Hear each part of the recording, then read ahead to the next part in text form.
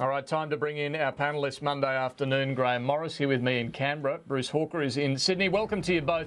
I want to start on this issue of citizenship. It was roughly a week ago that Cabinet held a meeting that, as Peter Harcher reported over the weekend, there was quite a lot of division on the question of whether to strip the citizenship, not from dual nationals so much, that seems to be fairly straightforward, but those who don't have dual nationality, and that is the bulk of those over in fighting with Islamic State at the moment. Grahame, how do you see this one? Firstly, the policy itself.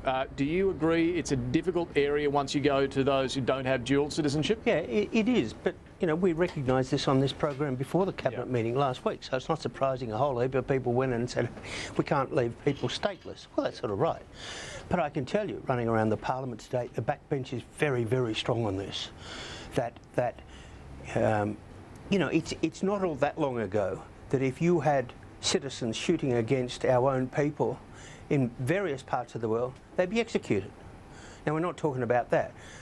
But the electorate out there does want to know what is the updated version of that? What is the modern way of dealing with those who are essentially committing treason?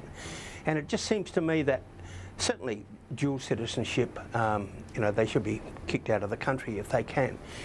But, you know, you can't make them stateless. So... it's a difficult one. It is a difficult one. Put them in the jail. Well, that's right, exactly. And they lose every citizenship right that this country offers. But they have to be prosecuted to be jailed through the court system. Judged there. And I thought even a suggestion today that, you know, maybe the immigration minister, the foreign minister, and the attorney general all have their 3 cents. The three of them rather than just the immigration minister. I didn't think that was too bad. Yeah, Bruce. Before we get to the politics of all of this, the policy itself. How do you see it? I mean, given the week of debate that we've had over this, are you comfortable with at least stripping the citizenship from dual nationals? Yes, I think that's manageable, and you know, clearly you can send them back to the other country, although they may not want to accept them, of course. But the question, though, of what you do with people who only have Australian citizenship is obviously much more vexed, and I think you'll find that the Foreign Minister and others will be looking to their obligations to the international community as part of the discussions they're having within the Cabinet. So I would say, you know, if they're only Australian citizens and they've committed one of these terrible offences overseas, then when they come back to Australia, we jail them and we don't let them out. That's why we have prisons. Unfortunately, there are many, many people who commit terrible crimes who are Australian citizens in Australia, and we deal with them. So I think there's a lot of politics in this, which the government is seeking to exploit, which could otherwise be dealt with simply by jailing them for offences which I'm told by the Attorney General already exist for fighting or even being in these countries at the moment. Then why don't we just go down that path? I think it's convenient for the government, though, to be whipping up this issue, because obviously it appeals to a lot of very, very basic emotions in people. Well, yeah, there are a lot of concerns out there, to be fair, though. Grahame, the politics of this. You have a cabinet split, then a backbench grouping, 40. Eerily similar to the number that actually backed the leadership spill motion back in February, but it's a 2/3 chunk of the backbench, 1/3 of the overall party. You rarely see that, do you, where you have a split and the backbench goes, hang on, we actually want to let the Cabinet know where we stand. Look, I suppose it is unusual. It is not unusual to have that sort of discussion and debate and argument and row in the Cabinet. You know, so you should on this sort of an issue. You don't want everyone nodding their head. I think in the end they sort of got the decision roughly right. But, you know, the backbench, they had a sense from their electorate that the electorate wants everyone to go as hard as possible. And I can't see why the opposition leader can't come to the party. You know, it's almost as if he wants to counsel these people, whereas the Australians want to cancel them. Well, to be fair to Labor, they want to see exactly what the government's putting forward here, don't they? I mean, this is all pretty serious stuff. Yeah, it is serious, but it is not beyond everyone's wit in the Labor Party to say, well, look, we think we should throw the book at these people. It should be as hard as possible. You know, we'll have a look at the details, but they're a bit fluffy, and they shouldn't be. Well, it's not Bruce, that hard. To that point, I mean, you've said more than Labor officially have said, that dual nationals should lose their citizenship if they're involved in terrorism. Is there a risk here for Labor that they, in Grahame's words, a bit fluffy on this? Oh, well, there's always the opportunity for the government to whip this up into a bash Labor exercise, and try to present them as being weak on the issue, when in fact clearly a large section of the Liberal Party caucus is very anxious about it, including at least 2 cabinet ministers.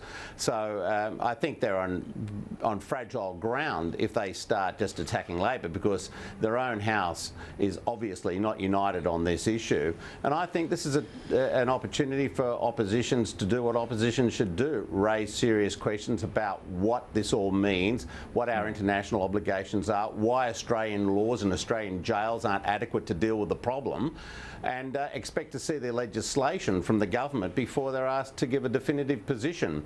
It all smacks to me of trying to whip it up a bit in order to try to create a wedge issue to attack Labor on.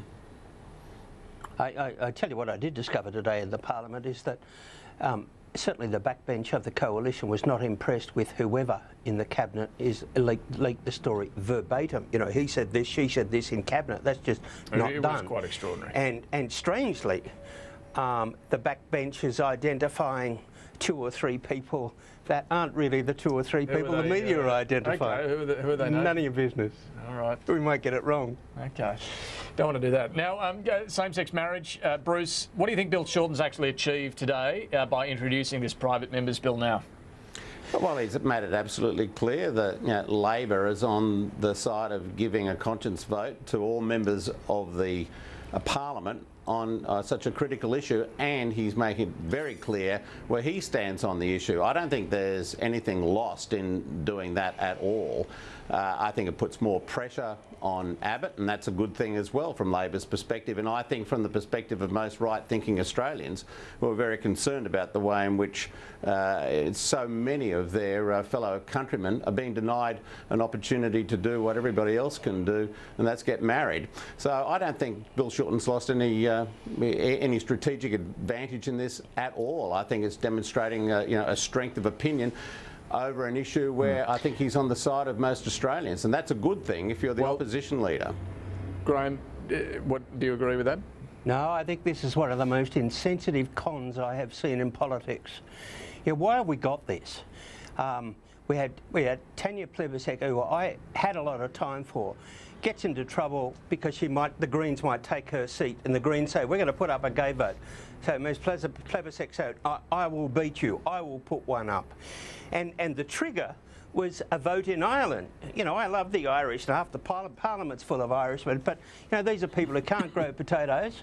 They've got a mutant lawn weed as their national symbol, and they can't verbalise the difference between a tree and the number 3. There goes the Irish vote. All you Irishmen out there, note that. But and then all of a sudden Australia has to follow suit.